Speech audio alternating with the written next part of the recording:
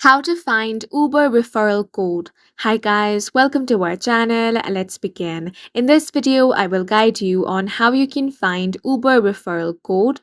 Now, you could earn more money by inviting friends to drive with Uber. If you invite them and they complete a certain number of trips in the time allotted, you earn an extra amount. Now, if you want to find your Uber referral code, all you want to do is open up your Uber driver app. Then make sure to sign into your account. Now, to invite people you know to sign up for Uber, you want to share your invite code. To get your invite code, you want to go to the Earning tab. Now, tap on the Invite Friends Now option. From there, you are able to share your code in number of ways, including sending a personalized text message, triggering an invite email, or sharing on social media. You can earn a reward when your friend completes a certain number of trips and meets other condition.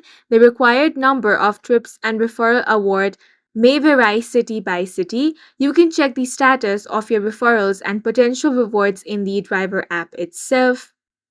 After your friend completes the specified number of trips and satisfies the requirement of the referral offer, you will see a reward added to your account and it will appear in your statement the following week. And that's it for this video. If you found it helpful, please make sure to hit the like button and subscribe for more videos like this.